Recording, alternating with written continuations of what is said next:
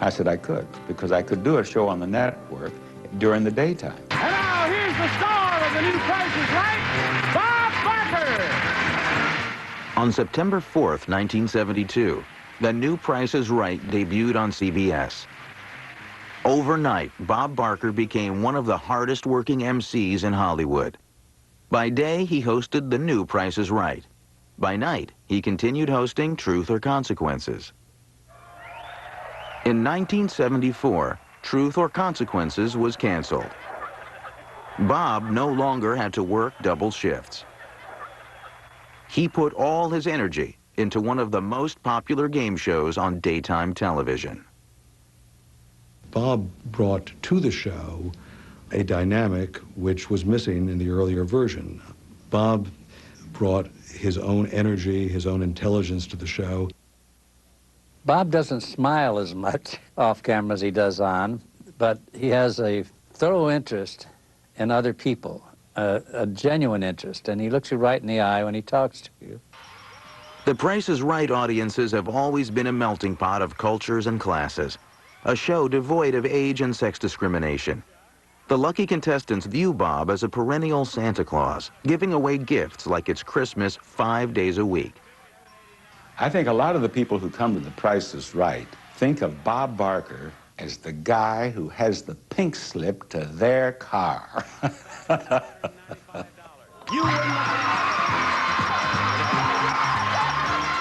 When I was doing Wheel of Fortune, I was head-to-head with him without wanting to, and he just beat us up. Bob seems to have a great rapport with the audience. I think it's different than most people. He really seems to be in their pocket, or they're in his pocket. Backstage, they have monitors. The handsome host transformed the defunct game show into a television event, full of frenetic fans, raucous games, and glitzy prizes. Bob himself has attained almost a rock star status. Contestants often rush the stage to steal a hug or kiss. Years ago, he used to be almost accosted by contestants. They would pick him up, they would jump and hug him, and now he actually tells the contestants, please, if you come up on stage, let's not hurt me. Don't hurt me, you know. He's not playing a role, he's playing himself. He's their uncle, their father, their brother, their best friend. The producers of The Price is Right say Bob is not a game player. He is calm and collected on and off camera. Nothing seems to rattle his concentration. He is always prepared for the unexpected when a contestant's name is called to come on down. I said I had a dream about you, so I had to come down here. What were we doing in the dream? You were chasing me in the hayloft. You bid $6,000 and the actual retail price is $8,602, a difference of $2,602. You win, Allie. There comes a point where everything that's set in stone goes flying out the window many times during the game, and you're on your own, pal. And you better be able to pull everything back together, have a good time doing it, and be fast on your feet. And Bob's very fast on his feet. What did you say? I said I want to kiss you. My dear, that can be a... Oh, wow! Yes, all right. Memorable moments on The Price is Right come by the bucketful. There was a young lady out in the audience in a tube top. This happened maybe 20 years ago, but it's still talked about. Her name was called to be a contestant. She jumped to her feet, began jumping up and down. Out they came. She came on down and they came on out on CBS. And no one has ever forgotten it. Bob believes unexpected bloopers help to make the show a success. But many fans feel it's Bob himself who keeps them tuned in. By the late 1970s, he was one of the most lovable personalities on daytime television. The MC proved he was The Price is Right's winning ticket. In 1980, The Price is Right went from a half hour to an hour, making it the longest game show on television. The workaholic host always has gotten involved in every aspect of the production, from camera moves to choosing new games and prizes. He really is precise. When the camera's down, sure, he interacts with the audience. He's talking to the producers. He's moving all the time. Yes, you are a winner, John, and if you continue your winning ways, you'll end up with this. It's a dune cycle. You'd like to have that, wouldn't you? To go to work. After the break, Bob loses the love of his life. She said, you will find that being alone can really be very pleasant. You will discover solitude.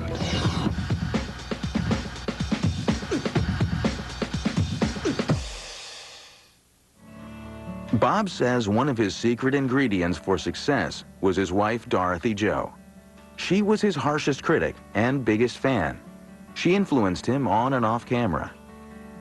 In 1980, she became a vegetarian and began championing the rights of animals. Bob quickly followed suit. Dorothy Jo was ahead of her time so far as animals were concerned. I had bought her furs that she stopped wearing because I myself was not cognizant of what I was doing, you know. I wasn't aware, like so many of us were not. And Dorothy Jo became a vegetarian. And I became a vegetarian. And I stopped wearing leather jackets that I had. In 1981, Bob began a long crusade to prevent animal abuse. He convinced the executives of The Price is Right to stop giving away furs as prizes.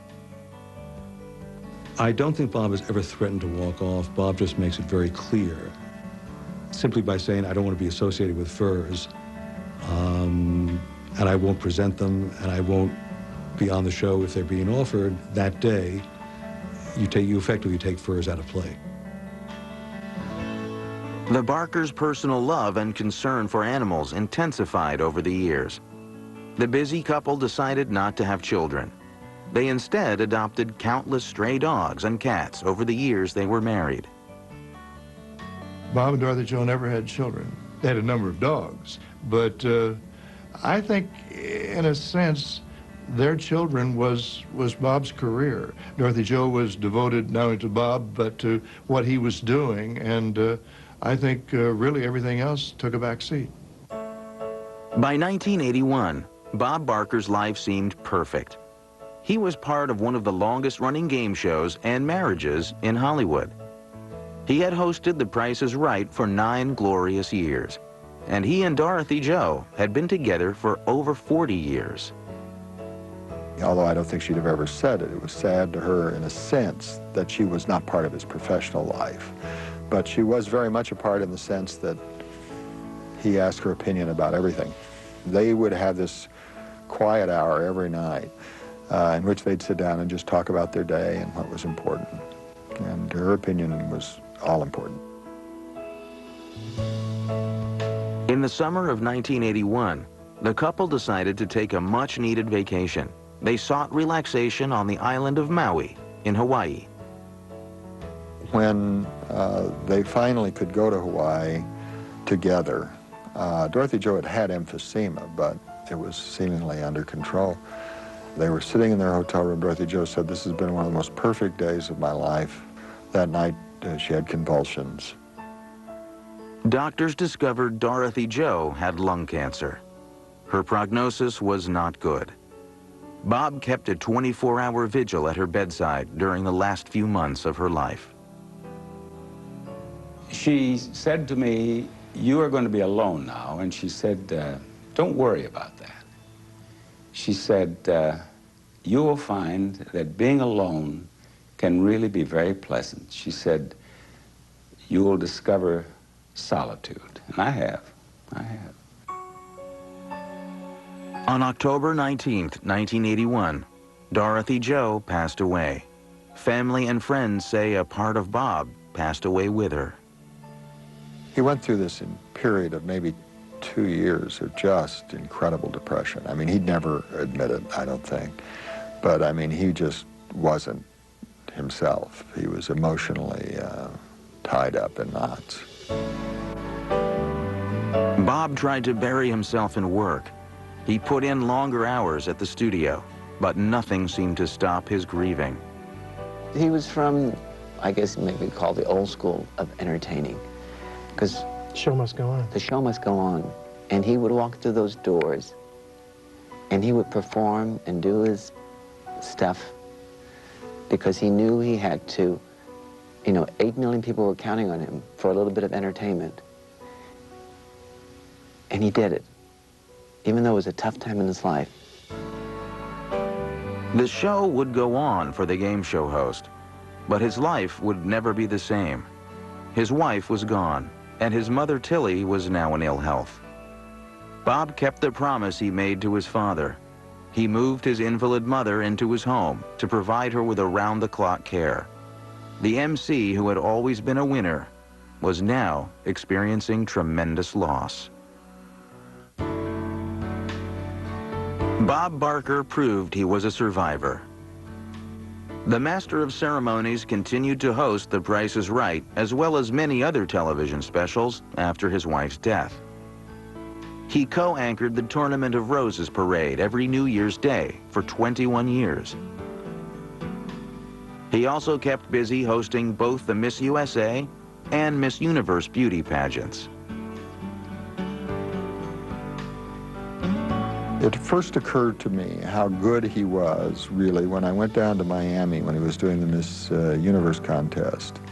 And you see this enormous set with all of these people in the audience, and you're in the dressing room with him a half hour before the show starts, and they're giving him changes and where he's going to walk and what he's going to do. And there are the Miss Universe semi-finalists in the swimsuit competition. With the Universe pageant, I traveled all over the world and had all sorts of experiences, some good and some not so good. The host's not-so-good experiences began in 1987, when emceeing the Miss USA pageant in Albuquerque, New Mexico. The pageant producers promised Bob that the contestants would not wear fur coats, but he soon discovered that was not the case. So I told the producers that I couldn't be on the stage surrounded by these young women in fur coats because I'd gone all over the country speaking out against fur. I'd be a total hypocrite. And it leaked to the press, and it was the best thing that ever happened to the anti-fur campaign. It was front page news all over the country. It was on national television. The incident, known as the fur flap, raised more media attention than any event in animal rights history. The public angrily protested the pageant's use of furs. The Miss USA pageant felt the pressure and finally agreed to use synthetic furs. Bob eventually hosted the pageant, but it would be his last. The following year, the Miss USA and Miss Universe pageant refused to drop fur coats from their prize packages. And then Bob said, well, if you don't drop the fur, I can't with good conscience do your program anymore. And he said, well, we're going to keep the fur, Bob. So he walked away from the Miss Universe contest. He turned down big bucks to do what he believed in. And in my opinion, this was the biggest mistake Miss Universe ever did. They have never recovered with Bob leaving the show. Next, Bob Barker is sued. I have never forced her to do one thing that she did not want to do.